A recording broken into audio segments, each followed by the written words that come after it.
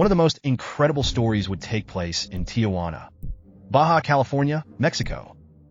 At the beginning of 2009, the entire country was undergoing a significant change.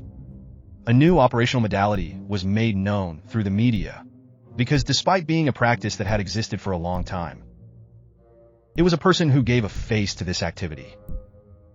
His name, Santiago Meza Lopez, 45 years old.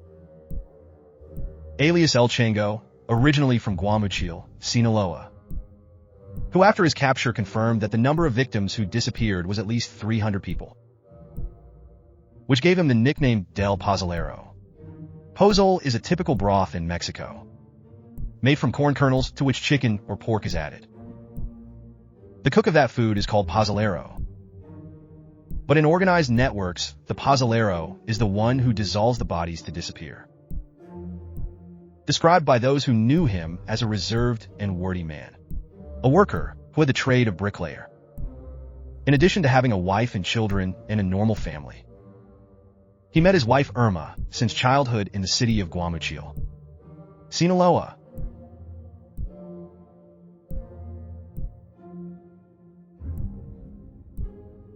A place where many people were dedicated to looking for red mud to make bricks and sell. With the passage of time, he learned this trade and soon became a bricklayer. Until one day, he was called to work on a ranch where his main job was to take care of it, supporting the care of the animals and necessary work that will be needed for the maintenance of the same. The chronology of the crime arose at a ranch called La Galera, located in the Maclovio Rojas Ejido in Tijuana, Baja California, Mexico, a place where previous. It was a fighting rooster farm located on Sawack Street, at the top of a steep hill where rural roads are present. A place that sometime later would make known one of the stories and realities that are lived in Mexico, where thousands of bones have been found. The story dates back to 1996, when Santiago Meza worked for the Ariano Felix taking care of horses and doing masonry work. One day, the leaders of the organization invited him to see an experiment. When walking towards that place, he was able to witness a metal drum, where minutes later it was filled with liters and liters of water, along with other substances. They asked Santiago Meza to throw a leg of beef that he had to let rest for 2 hours, and every so often he had to move the substance. As he did that, he realized that little by little he was going to. Seeing the flesh and bone up until that moment was the only thing they allowed him to see without saying anything else. He was only witness to said experiment that was brought by 2 people from Israel, who were dedicated to said activity. But only a few months later they requested his presence again. This time they told Santiago that they were going to experiment with human flesh and that they were going to send some young people to help him. The first body was dissolved one night in 1996 in a drum with 200 L of water where it was thrown. Once inside, they lit a gas burner and left it all night. The next day, when observing the drum, they realized that the water had left a lot of foam. Then they placed a lid and put it on a truck to take it to throw in the stream, and only 3 months later they asked him again to do the same. Although for a moment he mentioned them, that I didn't want to do it anymore. He was soon offered $600 a week. After thinking about it for days, he mentioned that he told his wife, "I'd rather my job than you guys starve to death." From then on, the gallery would become their center of operations, where they installed a drainage through which they threw the remains of the bodies they dissolved and used.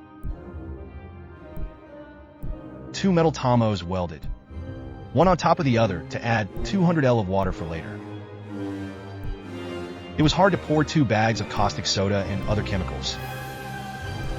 Then they threw the body without clothes, put it on the fire for 8 hours, and left it for about 15 hours for the substances to do their job.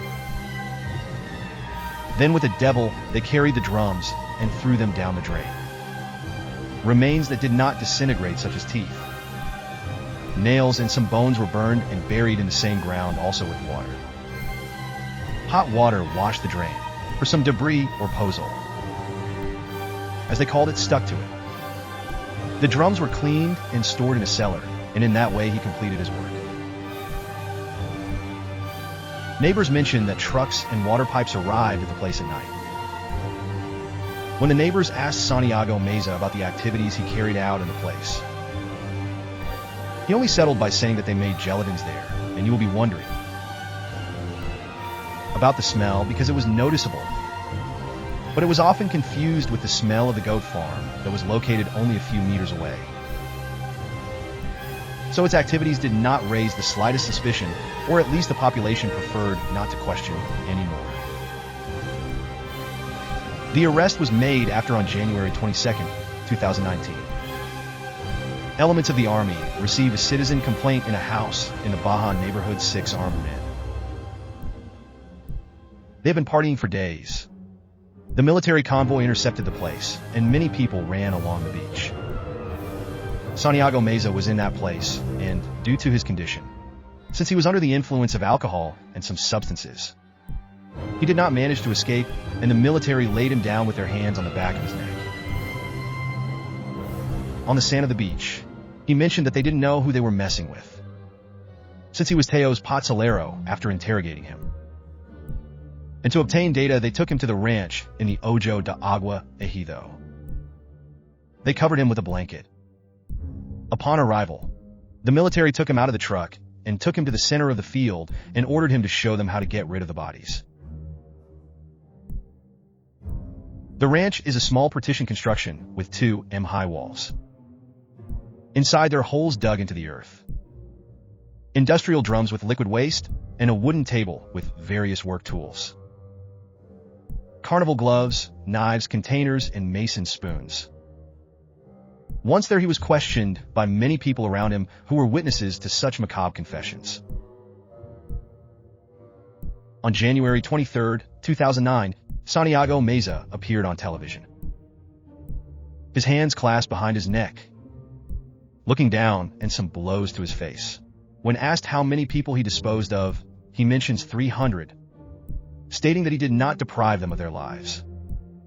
His only job was to disappear them and throw the remains into the graves, an activity he had been carrying out for nearly 10 years. From here, La Prensa. Meza spread the news, and soon Santiago Meza was known nationally as El Pozolero. The modus operandi was as follows. Every week he received a call from his boss. At that time, Teo, a lieutenant of an organization, who delivered to him the bodies of those who were to disappear. They agreed on the day and time of delivery and remained to be seen somewhere. That's where the convoy turned on the change lights of some vehicle. I meant that the bodies to disappear were in that vehicle. Once he approached, the delivery was made. He drove to his operations center, where in collaboration with 2 people, they prepared the drums with water and soda to dissolve them, always taking due precautions with protective equipment, such as special gloves and gas masks. Subsequently, the aforementioned process was carried out so as not to leave any. Apparently, when the army broke into the Pozolero's kitchen, 10 bodies were in the process of decomposing inside Tomos, as well as 3 freshly dug graves. The identity of those who may have been in the graves is unknown and will probably not be known due to the way in which the bodies were dissolved. Since this prevents ADN's examinations from being carried out when the authority showed him photos of some people. Decadas said that he did not recognize any of them, insisting that he was only doing his job, mentioning that whenever he worked with human bodies, he could not see their faces, since they all wore a gray plastic adhesive tape mask, and when they put them in the drums, they only cut the tape from the back of the neck, without removing it completely. In addition to La Galera, it is known that there were 5 ranches plus 1 in Ojos de Agua, and another in Loma Bonita, where they also dissolved the bodies. Currently 15,000 L of organic emulsion, 350 kilograms of bones, and more than 6,000 teeth have been found in La Galera, the Santiago Meza Operations Center, and the other ranches. It is estimated that its number of victims amounts to 200 bodies. So far, the authorities have not been able to gather sufficient evidence to convict. Although he is imprisoned in the Almoloya de Juarez prison in the state of Mexico, where he finished primary school and learned to write by taking painting classes, and sometimes mentions that he misses working his job as a bricklayer.